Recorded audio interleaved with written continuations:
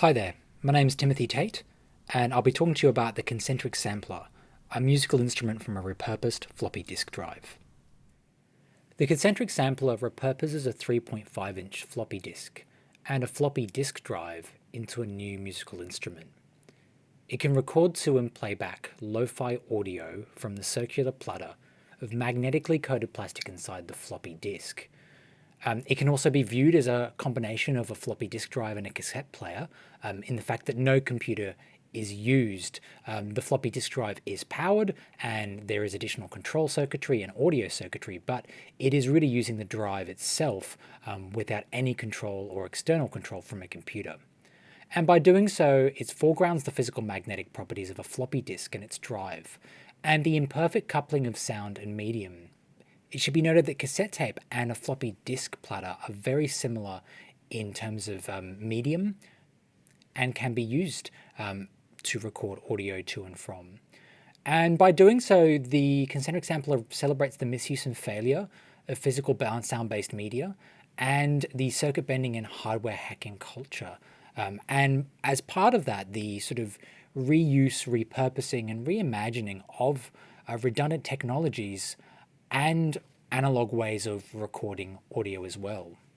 Before I show some examples of how the concentric sampler works, I just want to discuss the way that the floppy disk drive has been modified very briefly. So the diagram on the left shows the read-write head connections, which have been taken out and wired to a 3.5mm jack for basically amplifying the signals they pick up. The 80 tracks are recorded onto the disc, and you can see the head actuator there is moving inside that window. And the read-write heads are very similar to that of a cassette player.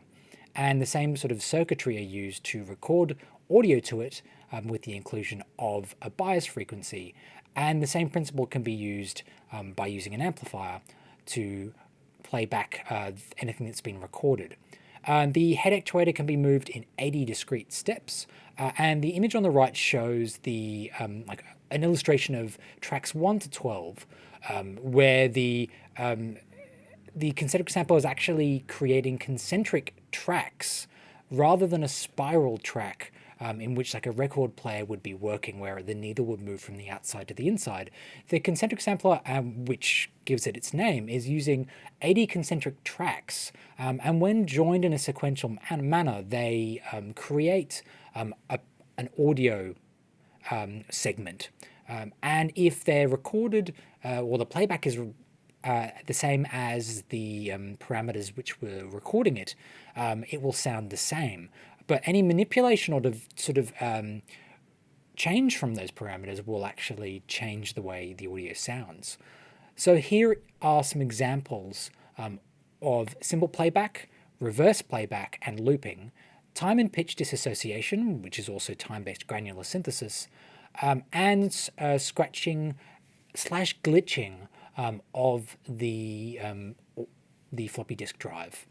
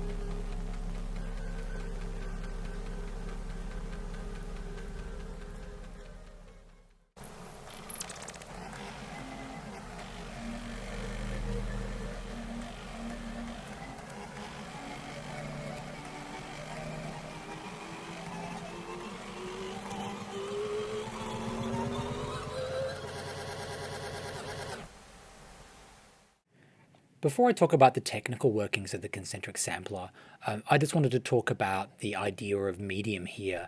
And the concentric sampler draws the focus to the byproducts and the resultant indexicality. By that I mean hum, noise, clicks, pop, whir, and generative sonic possibilities of the floppy disk as a sonic medium. The authenticity of sound reproduction in some ways is secondary in this. And the concentric sampler's mechanism and use of a magnetic disc for audio recording and reproduction, rather than that of tape, gives it the ability to realize simple audio sampling, looping, and time-based granular synthesis by basically joining those tracks in different ways and at different rates to which they were recorded in. The custom circuitry that is used with the concentric sampler is based around discrete componentry. A 4046 phase lock loop controls the platter speed, and a 555 timer controls step control, which is moving the head actuator. And a LA3164 tape preamplifier IC, and there's a module surrounding that, is used for playback. And a bias frequency generator and amplifier are used for recording audio to the disc itself. Here is a block diagram of the concentric sampler.